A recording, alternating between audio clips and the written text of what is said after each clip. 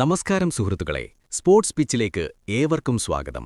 Cricket ലോകം കാത്തിരുന്ന ആവേശകരമായ 2026 ടി20 ലോകകപ്പിന് തിരശീല വീണിരിക്കുകയാണ്.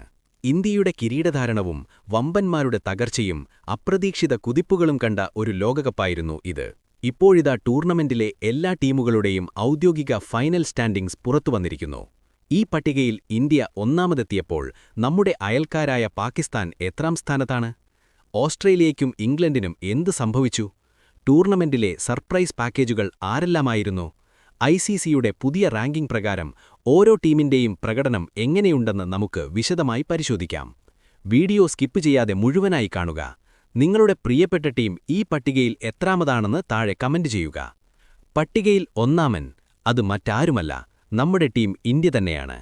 ശ്രീലങ്കയിലും ഇന്ത്യയിലുമായി നടന്ന ഈ ലോകകപ്പിൽ സ്വന്തം മണ്ണിൽ വെച്ച് ഇന്ത്യ ആ കപ്പുയർത്തുമ്പോൾ അത് കോടിക്കണക്കിന് ആരാധകരുടെ സ്വപ്നസാഫല്യമായിരുന്നു. ടൂർണമെന്റിലുടനീളം തോൽവിയറിയാതെ കുതിച്ച ഇന്ത്യ കലാശപ്പോരിൽ ന്യൂസിലാൻഡിനെ കീഴടക്കിയാണ് തങ്ങളുടെ ആധിപത്യം ഉറപ്പിച്ചത്. സഞ്ജു സാംസണിന്റെ വെടിക്കെട്ട് ബാറ്റിംഗും ജസ്പ്രീത് ബുംറയുടെ മാരക ബൌളിംഗും സൂര്യകുമാർ യാദവിന്റെ ക്യാപ്റ്റൻസിയും ഒത്തുചേർന്നപ്പോൾ ഇന്ത്യയ്ക്കു മുന്നിൽ എതിരാളികൾ നിഷ്പ്രഭരായി. ഈ ഫൈനൽ സ്റ്റാൻഡിംഗ്സിൽ ഇന്ത്യ ഒന്നാം സ്ഥാനത്ത് നിൽക്കുന്നത് വെറുതെയല്ല, കഠിനാധ്വാനത്തിന്റെയും കൃത്യമായ പ്ലാനിങ്ങിന്റെയും ഫലമായിട്ടാണ്. ഇനി നമുക്ക് പാകിസ്ഥാൻ ടീമിലേക്ക് വരാം.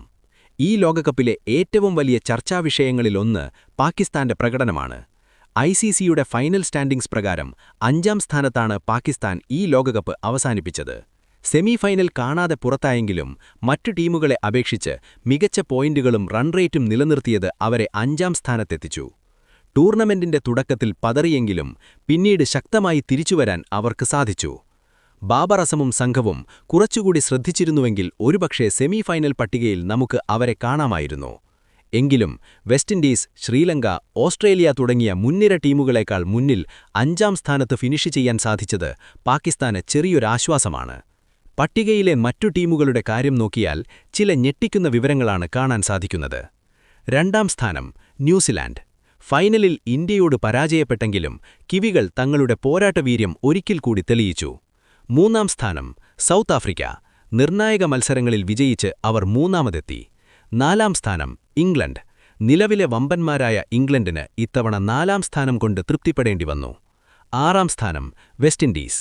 കരീബിയൻ കരുത്ത് 6ാം സ്ഥാനത്തേക്ക് ഒതുങ്ങി. 9ാം സ്ഥാനം ഓസ്ട്രേലിയ. ഈ ടൂർണമെന്റിലെ ഏറ്റവും വലിയ പരാജയം ഓസ്ട്രേലിയയുടേതാണ്. 9ാം സ്ഥാനത്തേക്ക് അവർ പിന്തള്ളപ്പെട്ടത് ക്രിക്കറ്റ് ലോകത്തെ അത്ഭുതപ്പെടുത്തിയിട്ടുണ്ട്. 10ാം സ്ഥാനം അഫ്ഗാനിസ്ഥാൻ. ഏഷ്യൻ കരുത്തരായ അഫ്ഗാൻ 10ൽ ഇടം പിടിച്ചു. ഈ ലോകകപ്പ് ചെറിയ ടീമുകളുടെ വളർച്ചയ്ക്ക് സാക്ഷ്യം വഹിച്ചു. USA 11ാം സ്ഥാനം. അമേരിക്കൻ ക്രിക്കറ്റിന്റെ ഉദയമാണ് നാം കണ്ടത്. സിംബാബ്വേയ്ക്കും അയർലൻഡിനും മുന്നിൽ 11ാം സ്ഥാനത്തെത്താൻ അവർക്ക് സാധിച്ചു. ഇറ്റലി 14ാം സ്ഥാനം. യൂറോപ്യൻ രാജ്യമായ ഇറ്റലി 14ാം സ്ഥാനത്തെത്തിയത് ഒരു വലിയ നേട്ടമായി കണക്കാക്കപ്പെടുന്നു. നേപ്പാൾ 16ാം സ്ഥാനം. ഏഷ്യയിൽ നിന്നുള്ള നേപ്പാൾ 16ാം സ്ഥാനത്തെത്തി തങ്ങളുടെ സാന്നിധ്യമറിയിച്ചു.